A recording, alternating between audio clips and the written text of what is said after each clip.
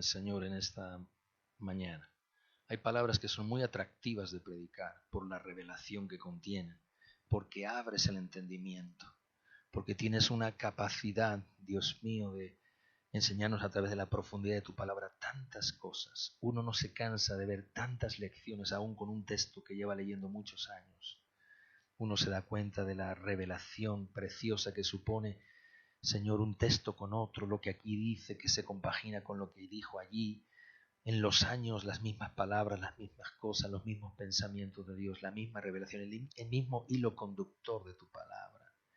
Y uno se asombra, Señor.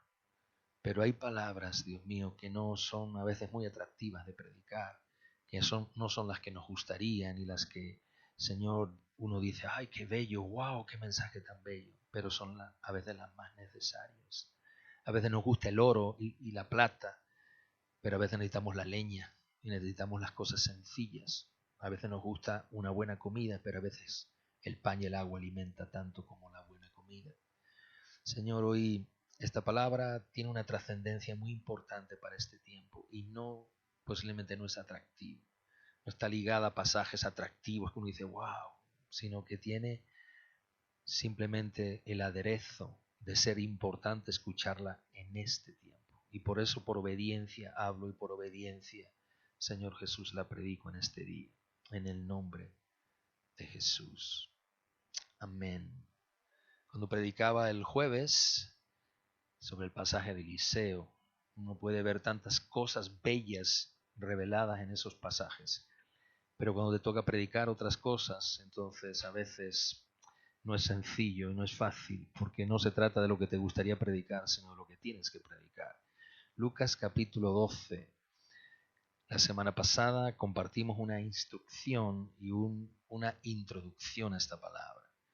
En Lucas capítulo 12 se nos habló claramente de un cambio transformador en cuanto a que Dios está esperando que nosotros nos ciñamos y velemos con nuestras lámparas.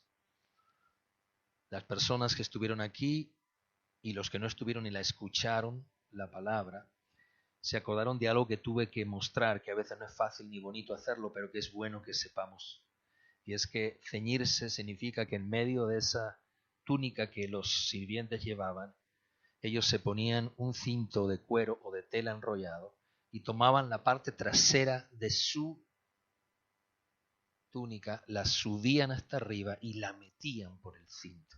Eso les permitía tener mayor capacidad para poderse mover, correr, actuar, porque con una túnica, sin estar ceñida, es difícil trabajar. En un lagar es muy difícil trabajar con una túnica. Para correr, para tender, es complicado hacerlo. Y por eso era importante ceñirse. Hablamos de eso. Y nos fuimos a un pasaje muy bello que es en Lucas 12, donde dice, estad ceñidos vuestros lomos, vuestras lámparas encendidas, capítulo 35 de Lucas 12. Y vimos algo interesante, es que cuando el dueño de la hacienda viene y te encuentra velando, y te encuentra cuidando, y te encuentra con la lámpara encendida, entonces él viene y dice que el mismo dueño, versículo 37, cuando él venga y te halle velando, de cierto os digo que él se ceñirá y hará que te sientes a la mesa y vendrá a servirles. Y es sorprendente que Dios venga a servirnos a nosotros. Pero esa es la grandeza de Dios, que aun Dios siendo Dios, no ha dejado de servir a los hombres, no ha dejado de hacerlo, ha servido todo el tiempo a los hombres, sirve a los hombres. Miren, y en este momento tan importante, hay una necesidad de que Dios nos halle velando, ocupados con nuestra lámpara encendida, nuestros lomos ceñidos, para que Él venga a servirnos, porque la necesidad de este tiempo va a ser tan grande que si Dios no se ocupa de los hombres, el hombre no va a tener capacidad de subsistencia. Estos días me hablaban unas personas y me decían, ¿tú qué piensas de todo esto? Digo, yo pienso que esto ha venido a quedarse. Yo no creo ni en nuevas normalidades, ni en regresos de normalidades. Yo creo que esto es una concertación muy fuerte de muchos poderes diabólicos que quieren el control de la vida de los hombres, pero detrás de todo eso está la arquitectura y el diseño de Dios, estableciendo sobre la faz de la tierra una nueva dispensación de Dios. Y eso es lo que les quiero compartir. Por eso es necesario que para ver lo que Dios nos quiere mostrar, la lámpara tiene que estar encendida. Yo puedo ceñirme muy bien los lomos, puedo estar presto y listo para trabajar o para servir, pero si no tengo una lámpara encendida me voy a tropezar, no tengo capacidad para eso. Por eso este pasaje está en Lucas 12, pero puedes ver en el último tiempo, en la palabra donde Jesús está en la última cena. Ven conmigo a Juan 13, lo leímos el otro día, y nos damos cuenta cómo hubo alguien llamado Jesús que se ciñó. Y entonces tomó un lebrillo y una toalla y se ciñó. Y entonces él sirvió a los que estaban en ese lugar. Por eso Juan 13 dice así: y cuando cenaban, dice, sabiendo Jesús que el Padre le había dado las cosas en sus manos, siendo el Señor de todo, Dios le había dado concedido la autoridad, se levantó de la cena y se quitó su manto y tomando una toalla se la ciñó. Aquí es la representación física de lo que él dijo.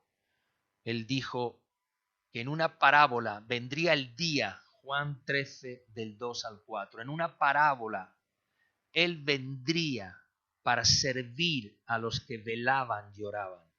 Y entonces físicamente se lo hizo ver, y aquel día, en aquella Pascua final, a punto de ser entregado para ser molido por los hombres por nuestros pecados, de repente Jesús se ciñó, tomó la toalla, se la ató y empezó a servir a los demás. Todos los días y en todo momento Dios sirve a los hombres, pero hay un momento muy especial donde su servicio tiene una dispensación única, y es de lo que les quiero compartir. Servir a alguien no te hace menos Señor. Dios no se hizo menos Señor por servir a los hombres. Jesús no se hizo menos Señor por ceñirse. Al contrario, eso lo hizo más Señor. Él lo que hizo fue simplemente cambiar su función en un momento y en un tiempo. Y lo que hizo simplemente es hacernos ver que su identidad era la que era, ser Señor. Pero aún siendo Señor, no le importó humillarse y servirnos. Por eso, amado, no depende muchas veces de nosotros el que Dios quiera servirnos. Depende de Él que Él tenga el anhelo de que, viendo que eres un hombre y un siervo agradable, quiera seguir sirviéndote. Si yo tuviera que mirar las cosas desde el punto de vista de Dios y viese la tierra, la humanidad y la generación que vivimos, yo diría algo, y es que se me quitarían las ganas de servir a los hombres. ¿Usted qué piensa? Viendo las actitudes de los hombres, se nos quitarían las ganas de servir a los hombres. Viendo las formas de los hombres, se nos quitarían las ganas de servir a los hombres. Pero gracias a Dios que no somos Dios y que Dios no se deja provocar. Al contrario, aún en el tiempo más difícil y más oscuro, Él viene y tiene una profunda atención en ver y venir a servir a los suyos. Él está mirando quiénes se están preparando y preparados en este tiempo. Miren, amado, no sé por qué, pero bíblicamente lo veo. En las horas más oscuras de Israel, en vez del pueblo hacer más caso a lo que Dios decía, le hacían menos caso. Y yo veo en muchas circunstancias parecidas las cosas en este tiempo. Cuanto más la iglesia debería estar atenta, más la iglesia está distraída. No sé en qué, pero muy distraída. Tan distraída que a veces no se da cuenta que Dios está exigiendo, pidiendo, en este tiempo incluso hasta rogando, apelando, exhortando a una iglesia que esté lista para este tiempo, que esté ávida para lo que quiere de Dios. La naturaleza de su señorío incluye el cuidar de los hombres y el establecer que hay momentos donde sus funciones de señorío implican servir a los que Él ama.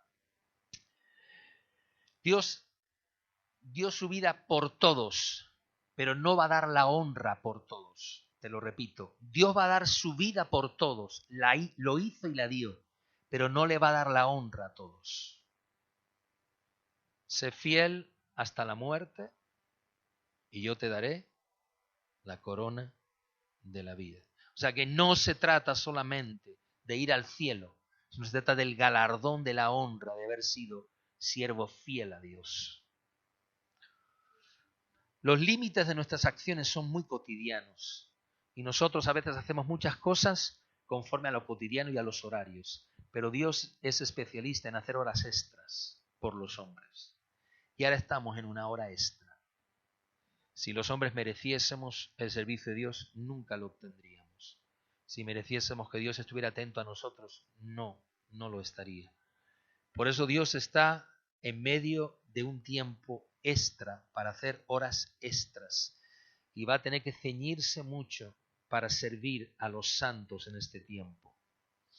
Con lo que respecta a Dios, Dios quiere seguir sirviendo a los suyos. Está comprometido con los que están comprometidos con Él. Está atento a los que están atentos a lo suyo.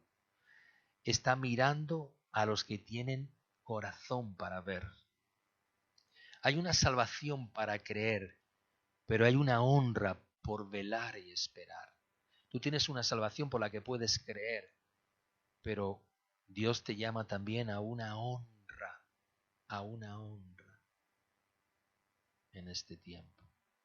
Y esa honra no va a ser dada para todos, sino para los que velen y para los que esperen. Podemos gobernar nuestras casas, podemos acomodarnos y, como dice en los tiempos de Ageo, podéis estar sirviendo, haciendo vuestras casas artesonadas. Y dice Dios, pero la mía la tenéis descuidada. Tú puedes estar haciendo muchas cosas y tener muy descuidado el corazón con Dios. Este es el templo. No es esta casa, este es tu templo. Tú puedes estar haciendo mucho por ti, por la estabilidad y la comodidad de tu casa, pero puedes estar muy descuidado en tu corazón para Dios, muy descuidado. Poco tiempo para vigilar, para ceñirte, para buscar y para orar. Miren, la categoría de los siervos en una casa en los días de Israel era muy sencilla. Un siervo llegaba como esclavo, sin derechos. El único derecho que tenía el esclavo es a comida y a lugar, techo o un catre para dormir. No tenía más.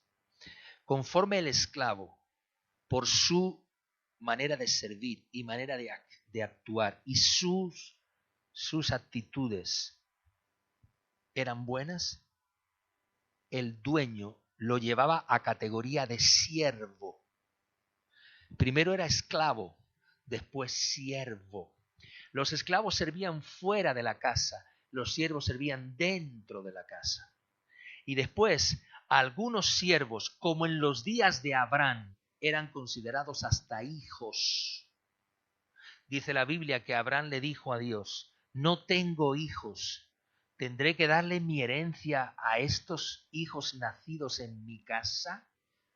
A este Damasceno que me sirve por tantos años, que aunque lo amo mucho, no es hijo, pero tengo que tratarlo como hijo. Dios le dijo, te voy a dar un hijo. Esclavos fuera, siervos dentro de la casa y siervos con categoría o privilegio o confianza de hijos para atenderlo aún en la intimidad, aún en su lecho, aún en su cuarto, para bañarlo, para vestirlo, para asearlo. Empezó siendo esclavo, pero fue adquiriendo ganancia, categoría, condición dentro de la casa. Esto es lo que está hablando Dios aquí. No está hablando de esclavos que servían al dueño. Está hablando de siervos que tienen privilegio y confianza de hijos, Porque el hábito de velar te da derecho a sentarte a la mesa. Por eso él dijo aquí, os veo velando, os veo que estáis pendientes de mí, pues sentaros a mi mesa como hijos, que os voy a servir como anfitrión, como si fuerais mis invitados. Ya no os voy a tratar más como esclavos, os voy a tratar como siervos con derechos de ser hijos. Y eso es asombroso, porque te permite poder comprender que la medida de tu actitud con Dios te ha dado honra delante de Él. Un señor puede servir a sus anfitriones, pero jamás un señor servía a esclavos. Dios tiene una gran estima sobre aquellos que, comenzando siendo esclavos, se han ganado la confianza de llegar a ser hijos. Usted era un esclavo al pecado y a sus delitos. Dios le permitió ser un siervo de su casa y Dios le ha otorgado, como dice, la autoridad, el derecho de ser llamado, ¿qué? Hijo de Dios. Lo he dicho muchas veces, hay muchos cristianos, pero no hay muchos hijos de Dios. Hay muchos que tienen nombre de cristianismo, pero no tienen, no han conocido, no saben tener a Dios como Padre. Para ser hijo de Dios tienes que reconocer a Dios como Padre. Y si no lo reconoces, Él no te va a reconocer a ti.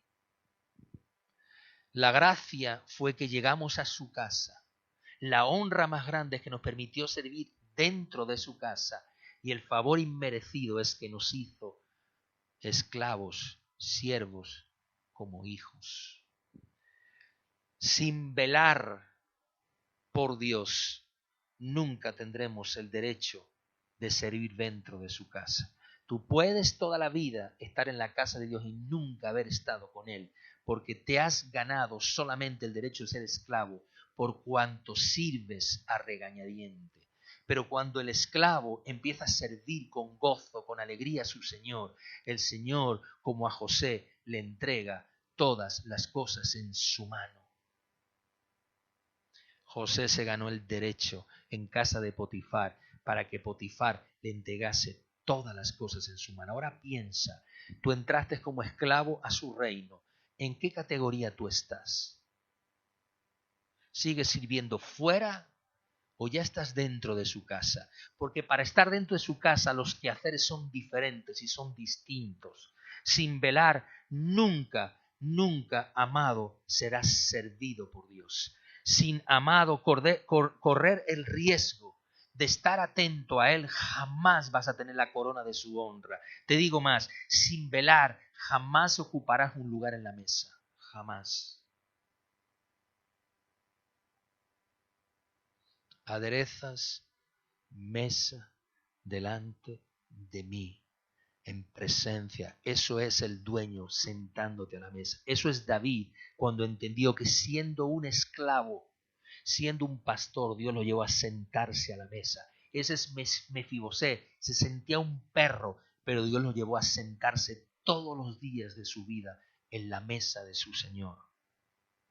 Sin nosotros no sabemos velar, perdemos la capacidad de tener luz y de adquirir el aceite que necesitamos para la luz, para la lámpara.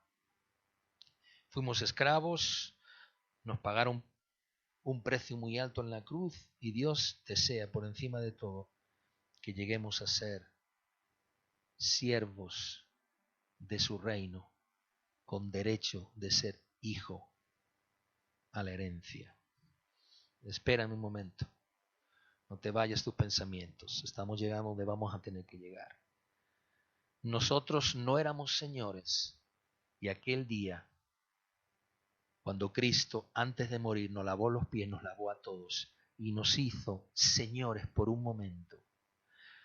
Tú nunca vas a adquirir el señorío de Cristo, pero puedes obtener la honra de tu Señor. Te lo repito, tú nunca vas a obtener el señorío de Cristo, pero puedes obtener la honra de un Señor que está agradado contigo.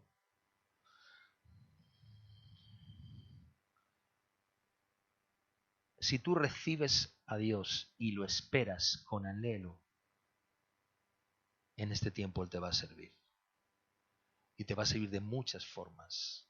Y va a otorgarte mucha capacidad para resistir en el tiempo difícil. Si velamos para que Él venga, diga conmigo, se abrirán las puertas. Él estaba a la puerta llamando. Y como había gente velando, Dios abrió las puertas. Tú quieres puertas abiertas en tu vida, tienes que aprender a velar. Y cuando llamen a la puerta, Dios te las abrirá y estará Él en medio tuyo. En este tiempo las puertas están muy cerradas para muchos. Mire, estos días escuché a personas gemir por su necesidad y por su situación y por su enfermedad. Y mi esposa y yo realmente con un dolor de corazón decíamos, Señor, creemos que tú sanas, creemos que tú liberas, pero no lo vemos, Señor.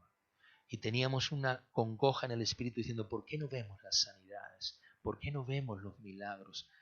¿Por qué cuesta tanto que algo suceda? ¿Por qué hay que orar tanto para ver algo a veces tan sencillo? Porque no se trata de Dios, se trata que nosotros no velamos, no oramos, no clamamos con la consistencia que requiere la situación actual. Pensábamos que el cristianismo y nuestro nivel de cristianismo de hace 20 años nos iba a hacer subsistir ahora y no te sirve. Venir a la iglesia ya no es la única razón que te hace permanecer en Dios. Hoy hay gente que ha dejado de venir a la iglesia y aun cuando se han abierto siguen dejando de venir a la iglesia porque se han acostumbrado a la comodidad. ¿Y qué sucede? No se han dado cuenta que su capacidad de alumbrar para este tiempo de tanta oscuridad es muy pequeña. Su lámpara no tiene la suficiente unción y aceite para la necesidad de este tiempo. Tú tienes que velar no solamente para que el Señor te muestre y Él sea manifiesto en tu vida, sino para que tú tengas luz sobre la realidad que tienes que vivir. El hábito de aguardar y de velar es un hábito que tiene que hacerse devoción en nosotros, devoción en nuestras vidas. Yo no creo en las monjas de clausura. Yo no creo en aquellos hombres que tenían que latigarse pensando que esa es la manera de ser más devotos. Pero sí creo en los hombres que oran sin cesar, estén donde estén. Su capacidad de clamar es constante. Están haciendo lo que hagan, pero están en comunión íntima con el Señor. Esa comunión se manifiesta en que aún estando donde estés, Dios te habla, Dios te fortalece, Dios te ayuda, Dios te ministra, Dios se te revela, Dios te habla de cosas, ves detalles, ves situaciones y dices, estás atento espiritualmente a todo lo que sucede y tus ojos están abiertos a ver las circunstancias. Ves la televisión y tus ojos están viendo más allá de lo que ven tus ojos detrás de esa pantalla, porque ves las circunstancias, ves las situaciones. Los hábitos en este tiempo de los hombres que sirven son dos: ceñidos y las lámparas. Y de esto te quiero hablar, porque esto es la introducción de lo que dijimos la semana pasada. Y ahora de esto te quiero hablar. Hasta aquí era el mensaje que tenía que haber llegado el otro día. Y ahora de esto te quiero compartir. Ven conmigo al Levítico capítulo 24. Te he hablado de los derechos, de aquellos que adquieren derechos hasta el punto de ser llamados hijos. Levítico 24. Este pasaje también se encuentra en Éxodo, pero vamos a leer en Levítico 24. No recuerdo bien en qué pasaje de Éxodo, pero sé que es en Éxodo. Pero vamos a leerlo aquí, Éxodo 25 me parece que es. Lo vamos a leer en Levítico 24.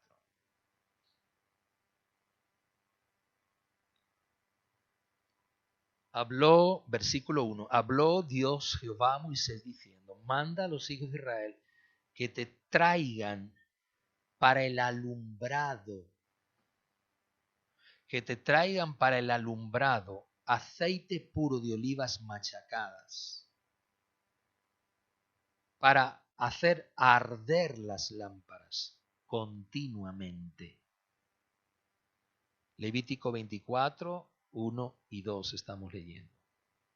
Fuera del velo del testimonio, en el tabernáculo de reunión, las dispondrá Aarón desde la tarde hasta la mañana delante de Jehová. Es estatuto, es mandamiento perpetuo por vuestras generaciones, para que las lámparas sean las tuyas, las de tus hijos, tus nietos, tus bisnietos, y así sigamos. Dice, sobre el candelero limpio, ¿cómo dice? Limpio. Pondrás siempre, ¿en qué? En orden las lámparas delante de Dios.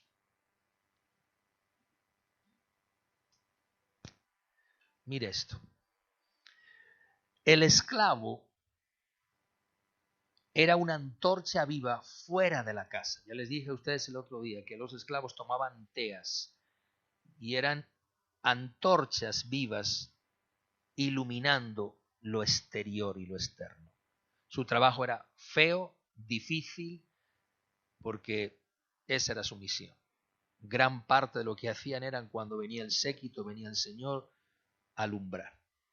Cuando esos esclavos tenían una dispensación y una oportunidad de honra del dueño, los llevaba a la casa. Y ya en la casa había algunos candelabros y algunas lámparas y algunas vasijas con aceite que servían e iluminaban partes de la casa. A mayor cantidad de gente, a mayor capacidad económica del amo, más lámparas, más aceite y más de todo. El aceite era la moneda de aquel tiempo, el aceite era el oro verde de aquel tiempo, el aceite era un costo alto de aquel tiempo, no se desperdiciaba, no se tiraba, era fundamental para el comercio, pero para iluminar, para cocinar y para muchas cosas, un ungüento de sanidad. Por tanto, había una opción de que estos muchachos pasaban a ser de otra manera. Y entonces ellos, aunque había lámparas, ellos eran una lámpara encendida en todo momento para llevar al dueño en la situación que quería. Cuando estaba comiendo, les servían y estaban ahí. Ellos, en su categoría de ser buenos siervos fieles, el Señor se fijaba en ellos y los trasladaba a un nivel y una categoría superior, haciéndolos que los sirviesen en la categoría de hijos. Y como eran hijos, el dueño tenía dispensaciones y disposiciones para ello. Y en alguna medida a veces les daba de comer en su propia mesa. Una vez un pastor africano me enseñó algo que yo nunca había entendido porque no estamos acostumbrados a ello. Él me decía, yo tengo un séquito de personas que me ayudan y me sirven. Cuando yo me siento a la mesa, todos se sientan a mi lado. Y el mayor privilegio para ellos es que yo coja la comida con la mano y se la dé a ellos. Dice, y esa manera de comer y de que yo les sirva en la mano es el privilegio más alto que ellos puedan tener. Eso en nuestra cultura no existe, en la cultura occidental, pero en la cultura oriental es un concepto muy amplio de lo que significa darte de comer, permitirte comer a su lado, que participes con él. Entonces, tú le sirves como hijo y le alumbramos, escuchen, le alumbramos como padre. No estamos aquí diciendo, a ver si se vaya a dormir, a ver si se acuesta ya este viejo que estoy cansado, madre mía, me tiene todo el día. Esa no era la actitud de un siervo que tiene privilegios de hijo, sino la actitud de un siervo que ya siente que es hijo, es favorecer, agradar y decirle, ¿está usted bien, amo? ¿Le caliento un poquito más el lecho? ¿Necesita usted algo más? ¿Me puedo retirar ya? ¿O me espera usted a que se duerma? No, quédate aquí un poquito porque por si te necesito. Y estaba ahí. Y el otro roncando, pero estaba ahí. Su actitud era servirle como padre. Por eso le alumbraban como padre. Y el alumbramiento de esa lámpara no era solamente el significado físico, sino lo que significaba. Ellos, para él, eran personas que facilitaban su camino. Lámpara es a mis pies tu palabra. Ese es el significado. Hay alguien que te va alumbrando para que tú camines. Y lumbreras a mi camino. Eso está basado en el elemento de lo que un esclavo y un siervo hacía con su dueño. Hoy no tenemos ese concepto. Pero solamente piensa algo. En la noche, si un coche no tuviera luces, por mucha potencia, por mucho que tuviera y por mucho si no tiene luces, no puede caminar. Es algo que puede ejemplarizar esto. Lo primero que me llama la atención es que Dios aquí le habló. Mire lo que dice el versículo 2. Manda al pueblo de Israel. ¿Qué dijo? ¿Manda a qué? ¿A quiénes? ¿Y por qué no dice manda a Israel, manda a mi pueblo? ¿Por qué dice a los hijos de Israel? Porque está hablando de la relación paternal de Dios con su pueblo. porque está haciendo un significado importante de hacer ver que Israel no solo tenía un Señor, sino que tenía un Padre. El problema es que Israel no entendía a Dios como Padre, lo concebían como un Dios magnífico, increíble, poderoso, pero no en una relación paternal. Entonces, cuando habla de los hijos de Israel, se refiere obviamente al pueblo de Israel, pero está refiriéndose a la cercanía de Dios con su pueblo, algo que no existía. Los dioses de aquellos tiempos no tenían cercanía con sus súbditos. Los dioses que los hombres habían inventado, porque los habían inventado los hombres, sino cómo, ellos no tenían cercanía, al contrario, el Dios estaba allí y los súbditos estaban acá. Y Dios quería ser para su pueblo un padre. Entonces aquí le dice, dile a los hijos de Israel que me alumbren, que me traigan sus lámparas. ¿Y sabes de qué? De aceite puro, de olivas machacadas. Me llamó mucho la atención que cuando estaba leyendo algunos comentarios de este pasaje, yo voy a algunos sitios y leo comentarios a ver qué dicen, para ver si concuerda con lo que mi corazón está en decir. Cuando aquí hablan de olivas machacadas, se nota que las personas que escribían no tienen ni idea de lo que es un olivo ni las olivas, ni entienden cómo se machaca o se saca el aceite. Y me daba cuenta que a lo mejor en Cincinnati no saben lo que es un olivo, ni lo distinguen, pero usted y yo vivimos entre olivos y los distinguimos y sabemos cómo se saca el aceite. Quizás a lo mejor usted vino de Perú y nunca supo lo que era una oliva, y a lo mejor usted vino de Jamaica y nunca supo, porque en Jamaica, en el Caribe, no hay aceitunas, pero aquí sí hay. Y entonces cuando usted ve y mira el valor que esta tierra le da al aceite y el oro que supone para nosotros en ganancia económica para la tierra, somos el primer productor del mundo de aceite, el primer productor del mundo, después Italia e Israel. Somos los productores del mundo, Grecia también, de calidad, de aceite puro. Y ya le he explicado a usted cómo se hace el aceite. En aquel tiempo, unas ruedas con unos tornos y unos espartos, y entonces se pone el aceite en esas planchas, se viene con un torno y se aprieta la primera apretada, chuchu, en frío, porque si lo hacemos en caliente, entonces sale más aceite, pero ya está adulterado. Entonces hay que hacerlo en frío. Entonces hacen así la primera prensada, chur, y por un pequeño así conductito va saliendo el primer aceite. Y ahora dice el hombre, ahora quita ese serpentín y pone el otro, y ponen un serpentín distinto, y ahora dice, vamos a hacer la segunda prensada, y hacen así, y entonces sale un poquito más de aceite. Y ahora dice, cambia el serpentín, que vamos a hacer la tercera prensada, entonces hacen la tercera prensada. Cambia un poco, vamos a hacer la cuarta, y hacen la cuarta prensada.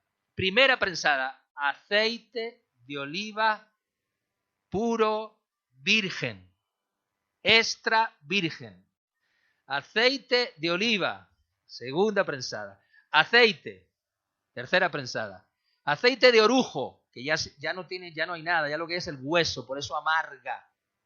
Porque estás mezclando lo poco que queda con el amargor de la pepa, del hueso de la aceituna. Por eso la primera prensada es aceite de oliva virgen extra. Por eso una vale 4,75, la otra vale 3,70 y la otra vale 2,20 y el de orujo 1,40. Yo creo que un amigo mío que me dijo una vez, ¿qué aceite más malo he comprado en Albacete? Pues y eso, malísimo, me lo llevé de allí con tanta ilusión. Yo vi una garrafa allí de 5 litros de aceite que costaba 4 euros con no sé cuánto y dije, qué barato venden aquí el aceite. Y digo, pues hijo, a mí me extraña que valga 4 euros, por lo menos tiene que costar 14, 15 euros. No, eso no es. Sí, te lo voy a enseñar un día.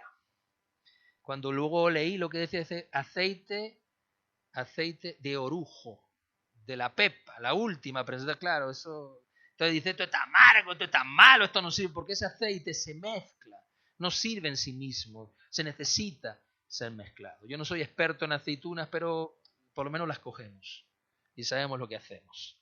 Y quiero decirle algo, es que, escuche esto, la misión de un siervo, de un esclavo de tener olivas para machacarle y sacar aceite, era totalmente imposible. ¿De dónde un esclavo podía sacar aceite puro para poner en esos lugares? En una lámpara. Dígame, ¿de dónde? No era posible.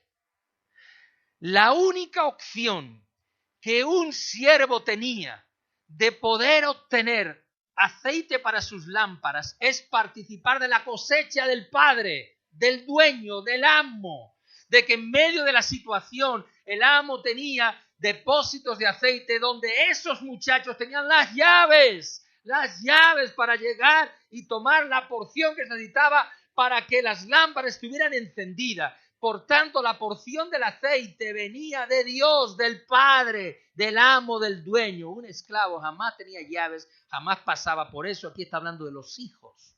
Porque no está hablando de cualquier siervo, ni de cualquier persona, ni de alguien que sea buena persona, ni buen muchacho. Se trata de lámparas de muchachos, siervos que fueron esclavos. ¿Y ahora son qué?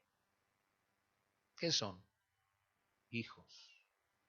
Son siervos, pero con derechos de hijos. Con la confianza de hijos. Con las llaves para llegar a los lagares donde estaba el vino y el aceite y la harina para hacer las cosas. Las llaves del comedor en la casa de Potifar las llevaba José. No eran entregadas a cualquier persona. Por eso aquí está diciendo, ya que te he hecho hijo, ya que tienes las llaves de mi reino, pueblo de Dios, ya que sois personas llamadas por mí cuando estabais esclavas en delitos, yo os saqué y os hice mis hijos, tenéis las llaves de mi reino para que nunca falte el aceite, porque tenéis la oración, tenéis la comunión, tenéis la relación, tenéis la intercesión, tenéis la adoración, tenéis la palabra, lo tenéis todo. Entonces, ¿por qué os falta aceite en vuestra lámpara? Eso es lo que está diciendo aquí. La parábola es una síntesis de la realidad que se vive en este tiempo. Es que aun teniéndolo todo, los derechos de hijo, pareciese que somos esclavos porque no tenemos aceite puro en nuestra lámpara. Nuestro corazón está muy seco. El jueves hablé las hachas de hierro. El hierro representa el duro corazón de los hombres. Tan duro el corazón. Y entonces, ¿qué pasa con nosotros? Pues que Dios se asombra de decir, teniendo las llaves, teniéndolo todo. ¡Wow! Sus lámparas de aceite puro. Y está hablando de la primera prensada, de lo mejor, del aceite que va a durar más, que cuando la mecha de algodón o de estopa se ponía ahí, duraba más. Y entonces tenía la posibilidad de alumbrar más. Y además te dice, para que alumbren continuamente. La palabra continuamente es para un alumbrado extendido. Significa que no alumbres solamente aquí, sino que tengas una capacidad de alumbrar mucho más allá. Extiendes la iluminación.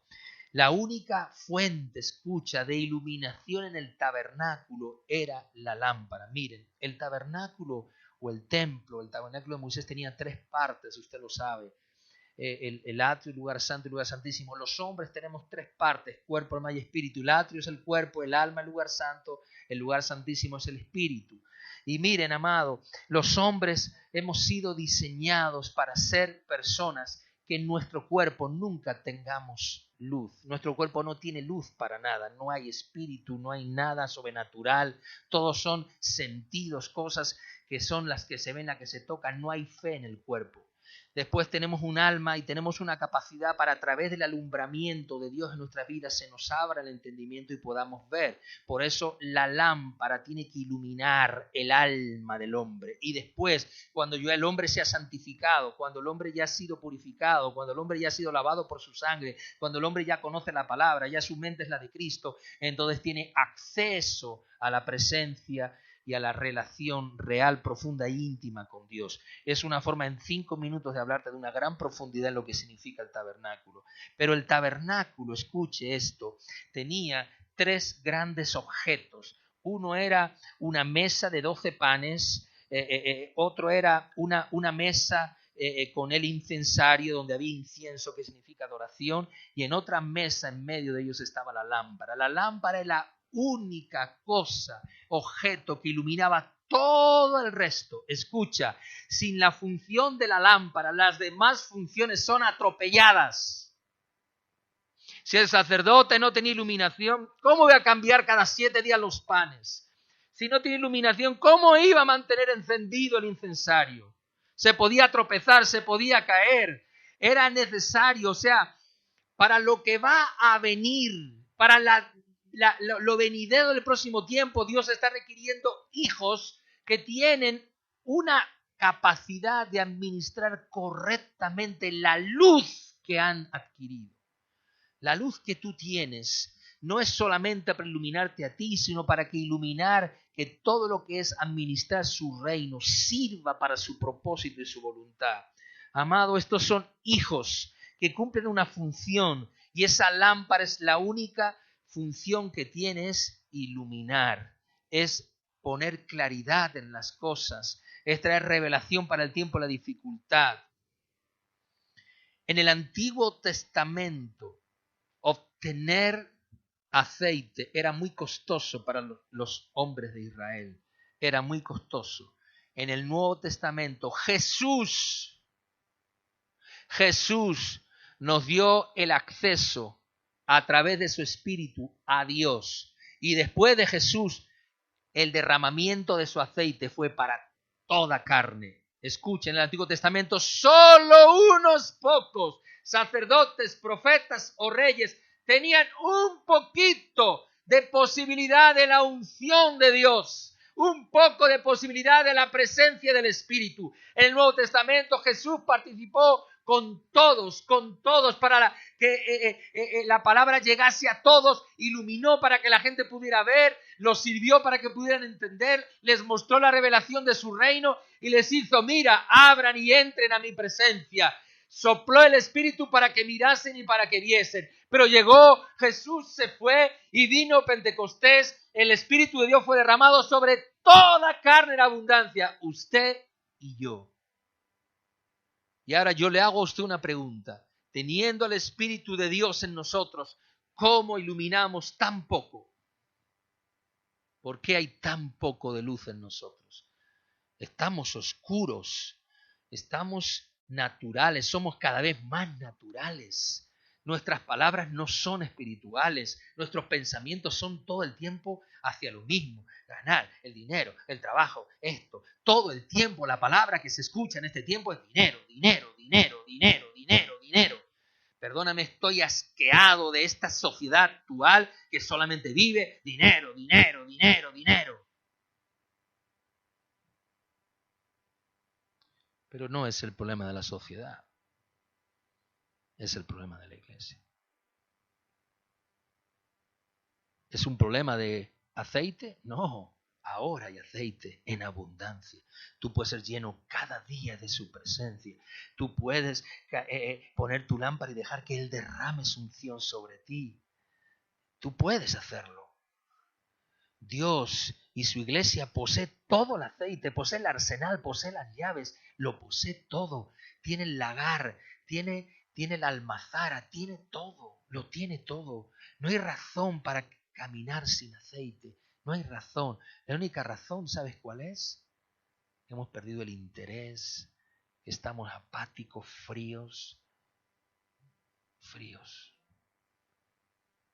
Somos siervos, hechos hijos, se nos ha dado aceite, pero amado, si no iluminamos es inútil. Hay un problema, es que si estás en la casa de tu padre y aún accedes a la bendición de estar en los derechos de tu padre, en estar en la intimidad con tu padre, de nada sirve que estés ahí y no tengas nada que iluminar. El padre te puede decir, pero hijo, si tú tienes todo, ¿cómo es que te está faltando el aceite? Esa es hoy la razón por la que Dios está hablándole a esta casa y a este pueblo que quiere escuchar. Pero ¿cómo hoy, teniendo la revelación de mi palabra y los principios y la unción de mi presencia, por qué estáis sin entendimiento? ¿Por qué os falta revelación de este tiempo? ¿Por qué no veis?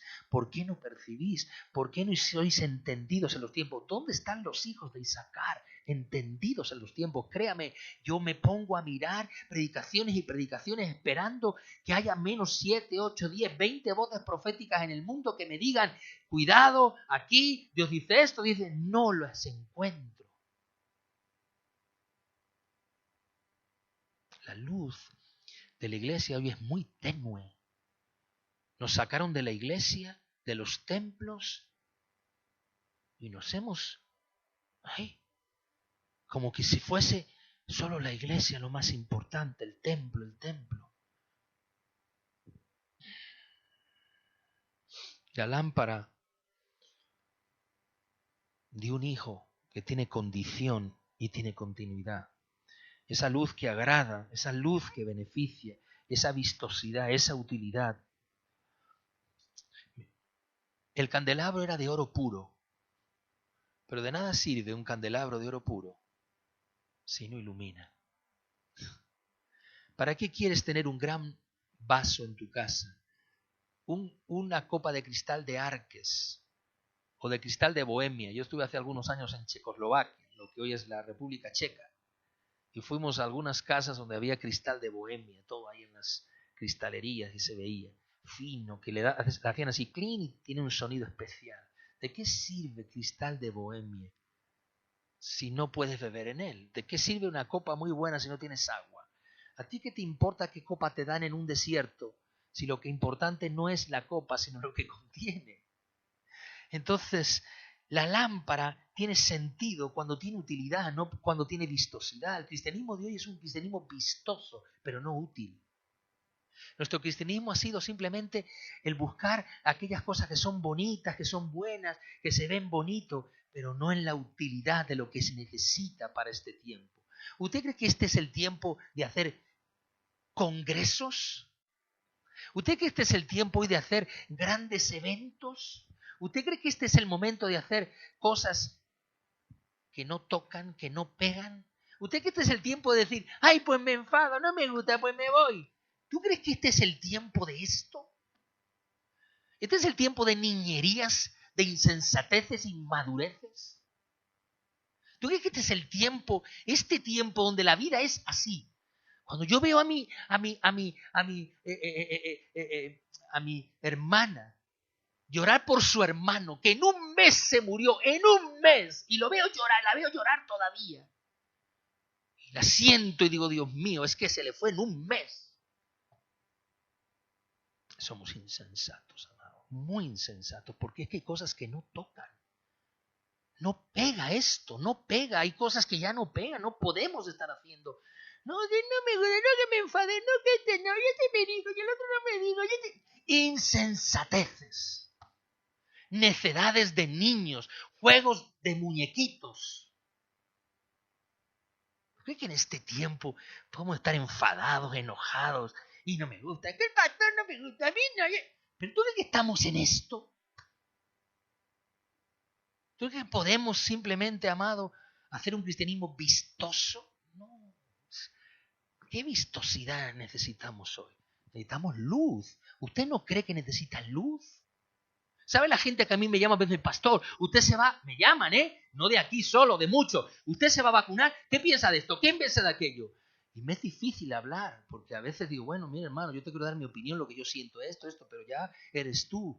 Ya, pero dígame usted, ¿me hago o no lo hago? Luz. No es vistosidad, es utilidad.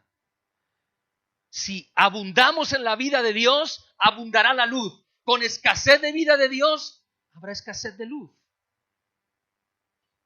Pero hombre, muchacho, ¿cómo es que la lámpara se te apagó? ¿Tú no tienes las llaves para tener más aceite? ¿Acaso yo te lo he escaseado? ¿Cómo, muchacho, estando en mi presencia, no tienes luz? Así un amo le hablaría a un esclavo que teniendo la lámpara no tiene que iluminarle. ¿O no cree que le hablaría así? Le diría, pues ¿sabes qué? Ya no vengas más aquí. ¡Salga afuera!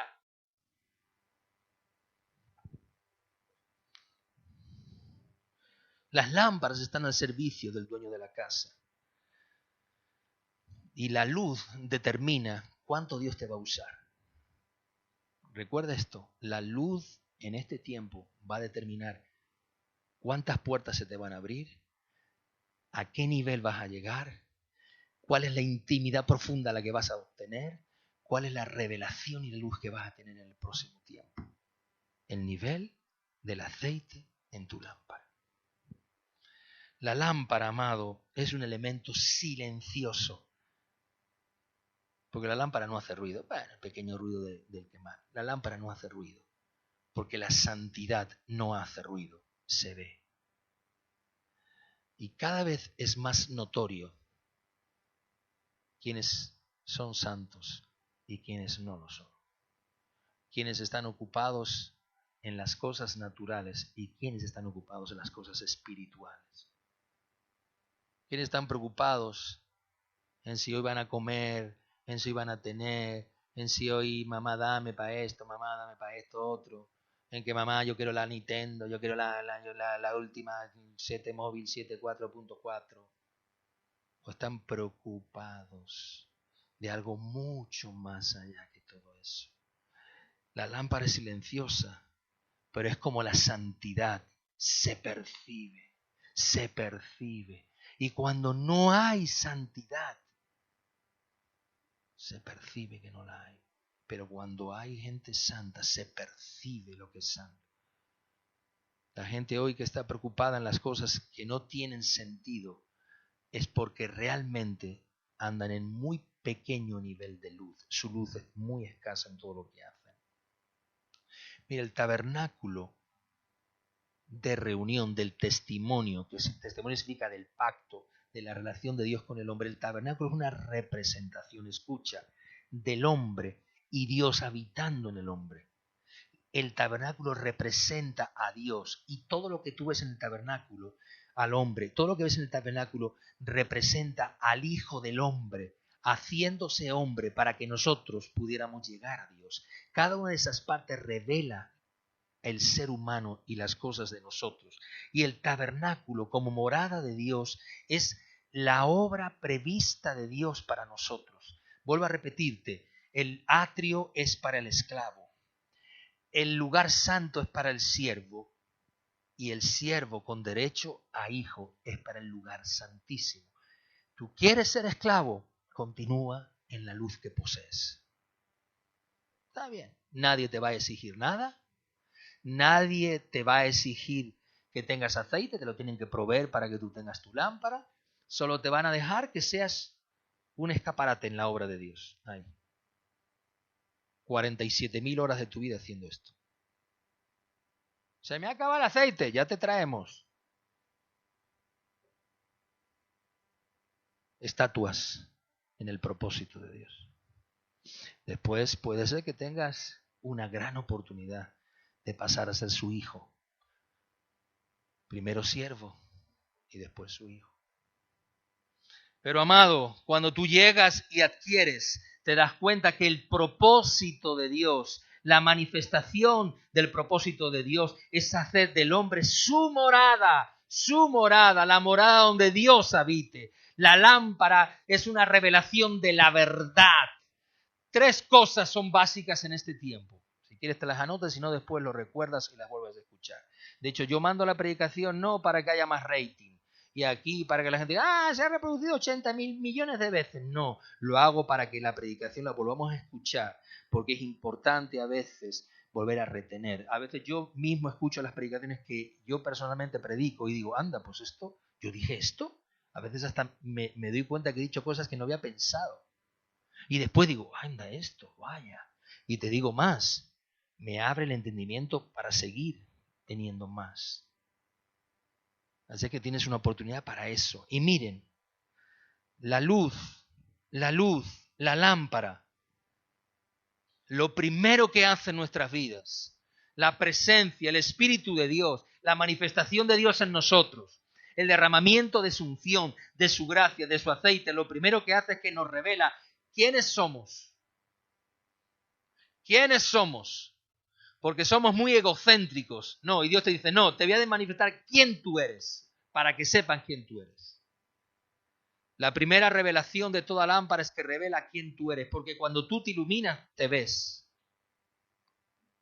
La segunda cosa, la lámpara de Dios, que es su verdad y su revelación, es su presencia, es su propósito, es todo lo que Él revela para nosotros, también nos revela, nos habla, nos establece cuál es nuestra función y dónde vamos a estar en su reino. ¿Tú quieres, amado, vivir muchos años? ¿Quiénes quieren seguir viviendo muchos años? A ver, ¿dónde están los que quieren vivir? ¿No se quiere usted morir? ¿O alguno se quiere morir ya? Dígaselo a Dios, diga, Señor, ya me quiero ir. Usted quiere vivir, ¿verdad? Pues solamente hay una eternidad para usted, la que se ligue a su propósito y voluntad. Y si en usted hay propósito, usted es eterno. Pero como no haya propósito en usted, se ha muerto Pepito. ¿Qué le pasó? Se lo de frío allí en la noche. Sustitúyanlo, otro. Si usted quiere propósitos, si usted tiene propósitos, si usted tiene una vivencia en la realidad de su plan en la vida, usted va a seguir siendo una persona eterna. Yo digo, ¿qué pasaría si en mi casa yo no viviera? Mi mujer se pondría contento, mis hijos felices, se fue ya este. Ayer, el viernes, escuché una mujer que tiene como 85 años diciendo que me perdone Dios, pero le digo al Señor, llévate a mi marido ya. Llévatelo ya. Porque desde que lo conozco y en la existencia de su vida, solo nos ha hecho mal y daño. Amado, si una persona es capaz de pensar así de otro, es porque realmente en su vida ha habido muy poco sentido, propósito, realidad, esencia. Si tú faltaras en tu casa, Noemí, ¿pasaría algo? Si tú faltaras en tu casa, ¿se notaría que tú no estás? Si tú faltaras, algunos de ustedes faltaran, ¿la vida continuaría igual? ¿O habría algunos momentos que diríamos, wow, qué necesario era esta persona aquí? Pues entonces, si todavía tú te sientes con la revelación suficiente de saber que tienes un plan para la vida, bienvenido a los que deseamos seguir viviendo ligados a un propósito. Porque si tu vida es salir a trabajar cada mañana y volver en la noche, y salir en la mañana y volver en la noche, y el fin de semana, ¡ay, qué cansado estoy! Y me siento aquí, que ya no quiero hacer más cosas, entonces hay algo que no está bien.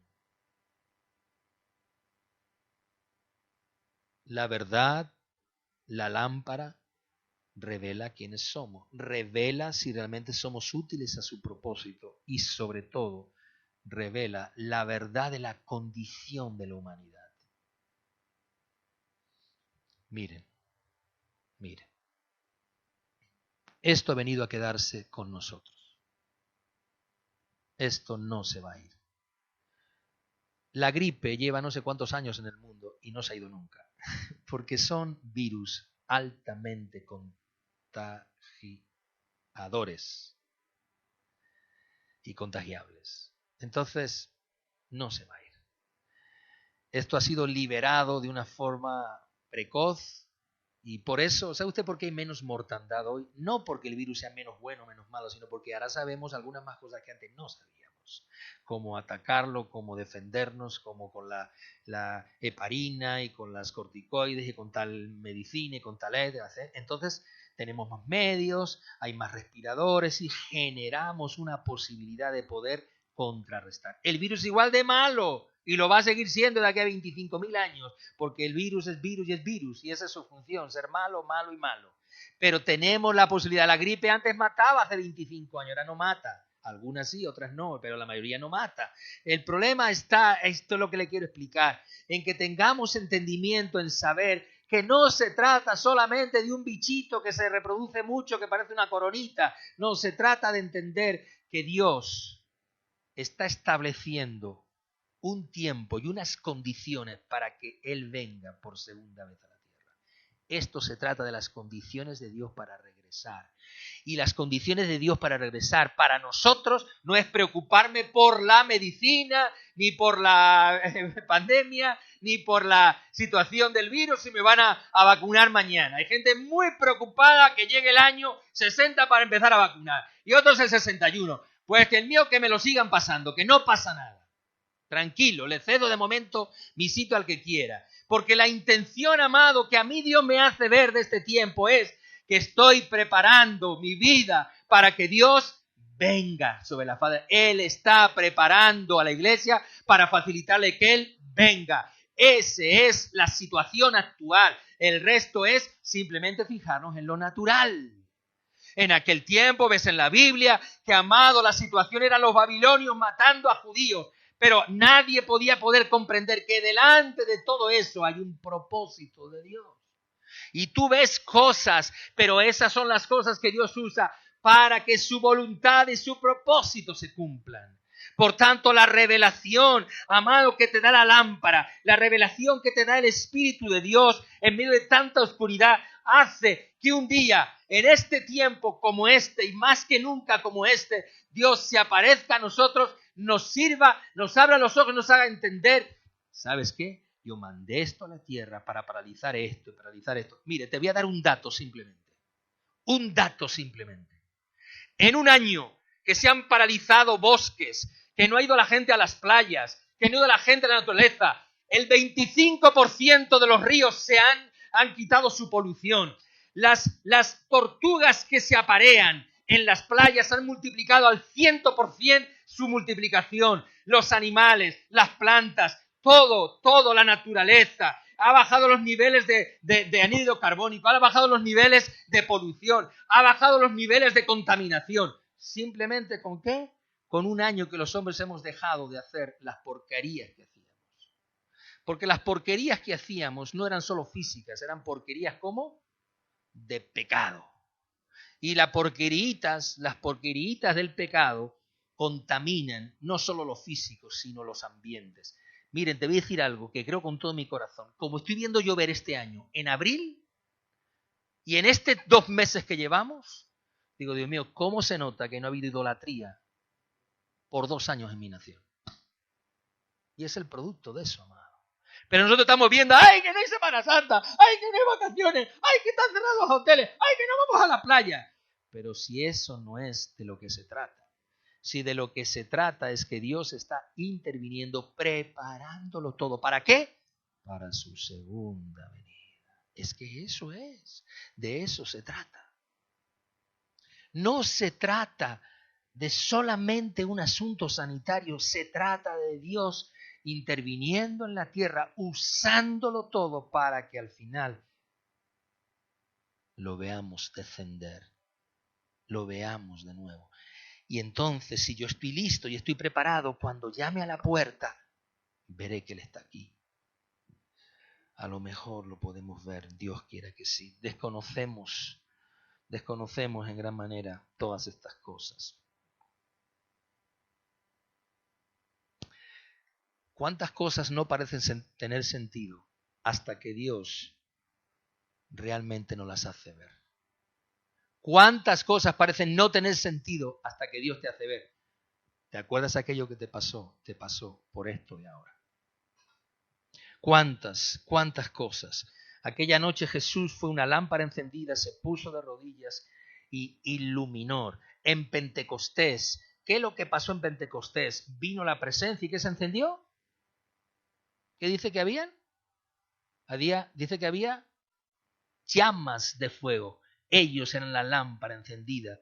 El Espíritu fue derramado y se encendieron lámparas. Es una revelación. Es Levítico 24 establecido. Es hijos. Amado, mientras eran buenos siervos que servían a su Señor, entonces estaban bien, pero Dios los llevó en Pentecostés a ser hijos con dispensación a la fuente continua de su presencia.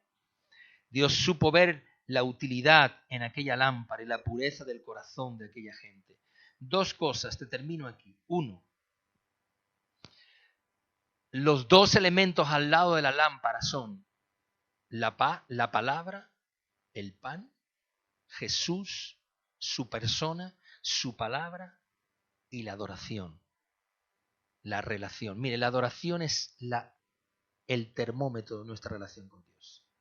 Cuando yo veo gente, amado, que no es capaz de ni tan siquiera de adorar, aunque sea cantar, que hasta le cuesta ponerse de pie, que hasta le cuesta entender lo que es, yo me doy cuenta que hay algo que no está funcionando. Porque la adoración es un termómetro, tu relación con Dios. Cuando tú estás enamorado de Dios y tú amas a Dios y tienes una relación con Dios, adoración es algo que sale todo el tiempo. No hay que hacer nada, no es que te sepas las canciones, es que te las inventas. Mi esposa me dice, es que contigo tú te inventas las canciones, es que a mí se me olvida. Digo, pero bueno, ¿qué más da? Si lo importante no es la... No, es que tú no empieces la canción, que tú te inventas la... Digo, bueno, es que la letra se me olvida, le digo. Y entonces pues salgo por algún lado por allá. Todos los días nuestra luz ilumina el alimento que comemos, Dios, su palabra. Él es el pan de vida, nos lo comemos todos los días. Y además la luz alimenta mi relación a través de la intimidad y a través de la adoración. Así es que es un gran regalo de Dios poder ver el incienso y ver el pan. Es hermoso poder participar de Dios. Dios vio en ti la utilidad.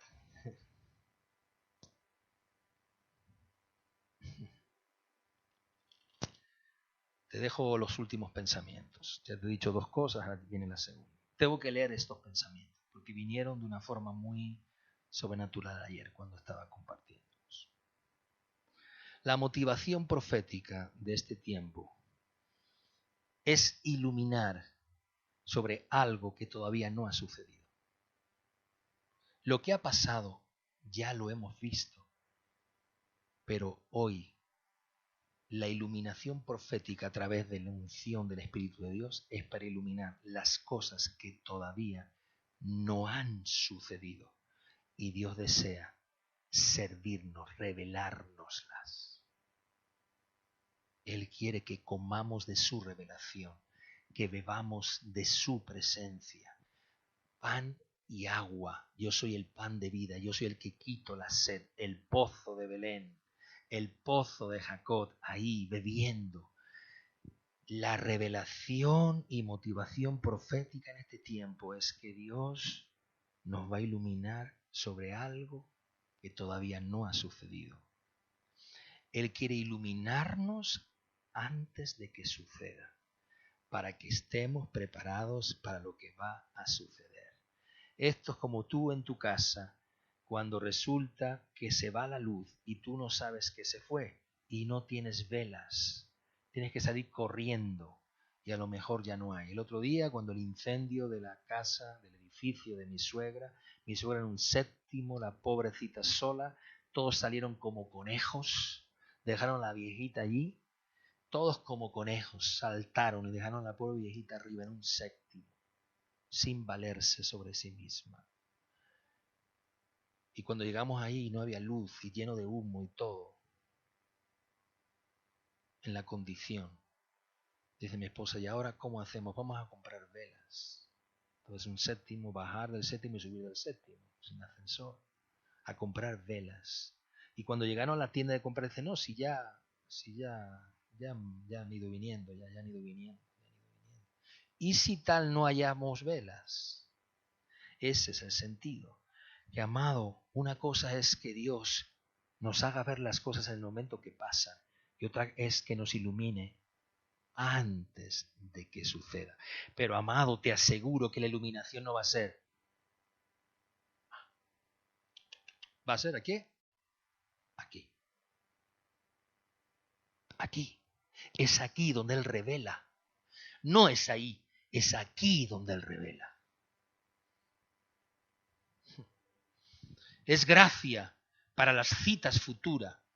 Es unción, amado, para no solo el lugar donde estás, sino el lugar donde Dios te va a llevar, que es distinto.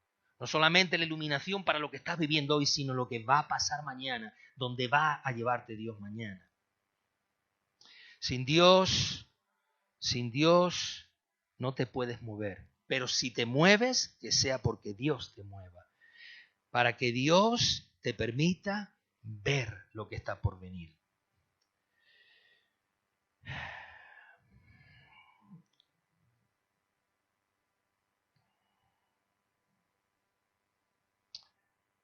Escucha, tengo que dejarte esto. La lámpara estaba encendida toda la noche. Estaba encendida todo el día. Aarón tenía que ir cada noche a cerciorarse que no se iba a apagar. La lámpara estaba frente al velo que separaba el lugar santo del santísimo. Significa de la importancia de la revelación para lo que está por venir, para lo que es la intimidad con Dios. Escucha esto. Pero la lámpara está encendida aunque no haya nadie. ¿Me explico? Aunque no haya nadie. Y uno puede decir, ¿para qué malgastamos aceite si no hay nadie? Es que ese es el asunto. De lo que se trata no es de que haya mucha gente. De lo que se trata es que sepamos que tenemos que estar iluminados porque no sabemos lo que va a suceder. Entonces el asunto no es, como dice ahí en Lucas, dice, es que si el hombre y el siervo supiera cuándo viene el dueño, no tiene que estar toda la noche, sino se acuesta y a las 5 de la mañana dice, me voy a levantar y ahora voy a estar aquí. Va a decir el dueño, ay, mira, qué bien ha estado toda la noche. No, es que precisamente porque no sabemos lo que va a pasar es por lo que tenemos que velar más. Nosotros somos una iglesia en el mundo entero solamente trabajando sobre las cosas que acontecen, pero no una iglesia trabajando sobre las cosas que hay que prevenir.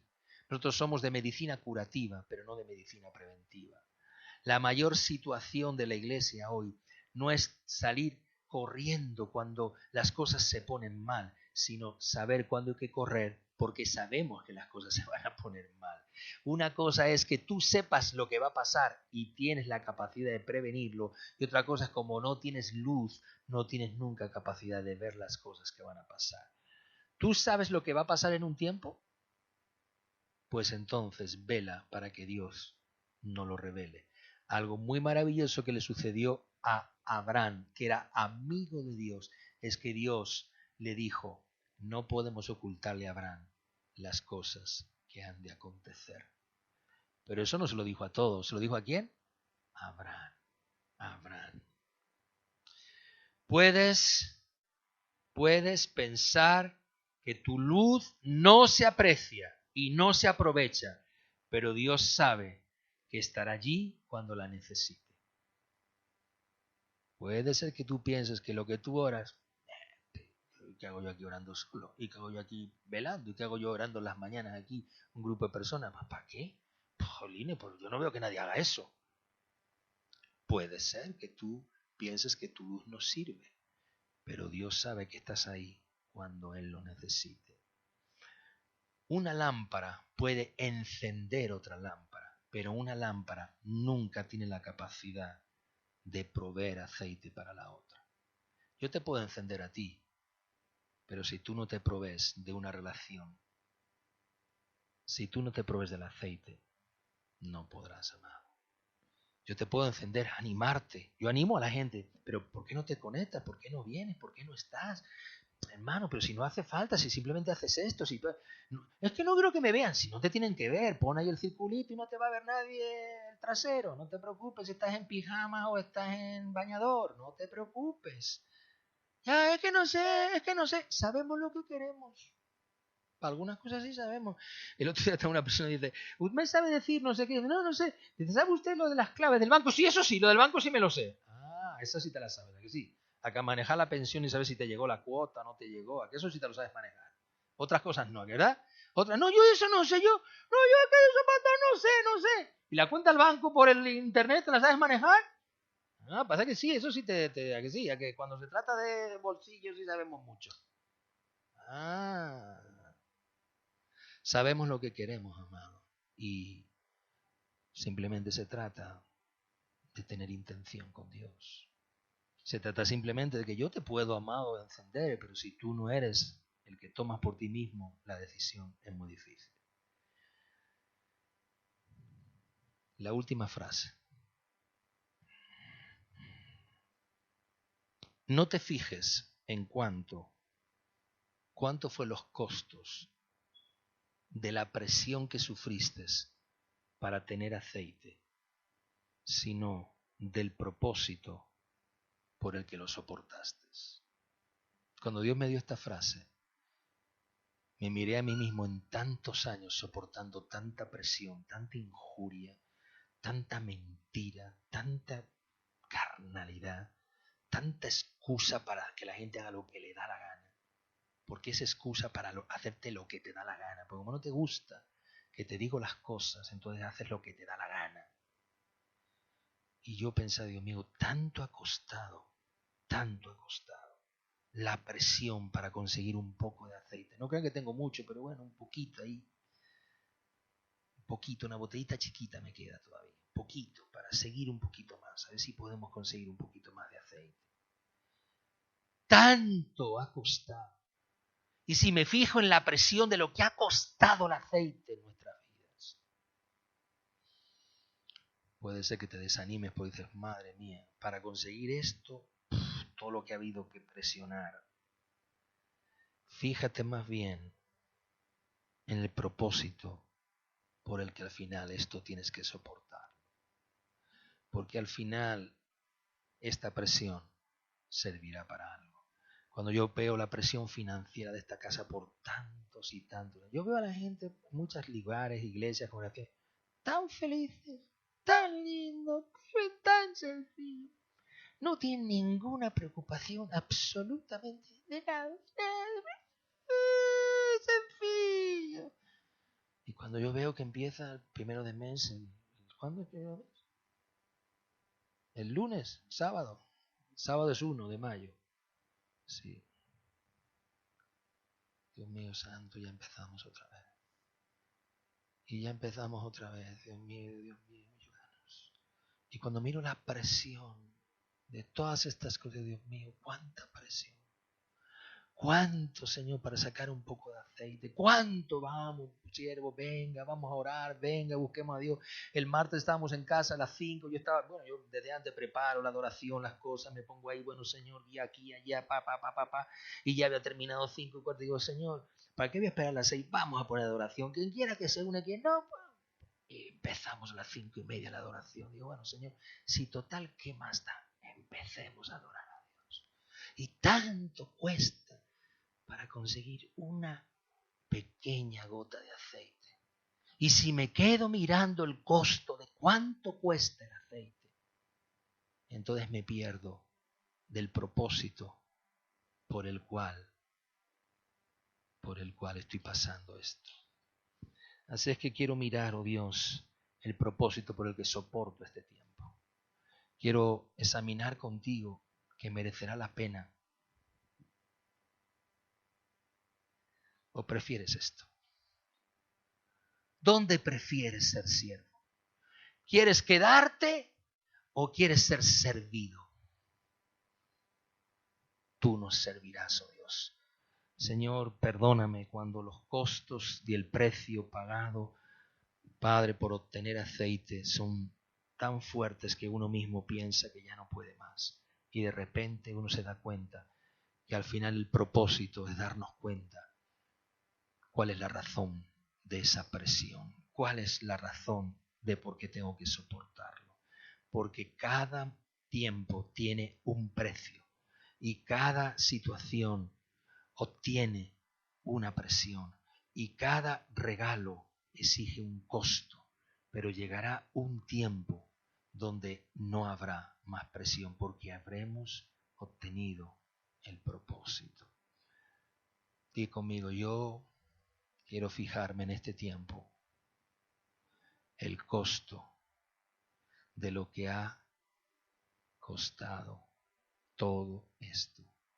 Dile, quiero fijarme en el costo de lo que ha costado esto. Di conmigo, pero no olvidarme que al final hay un propósito al soportarlo. Amén y amén.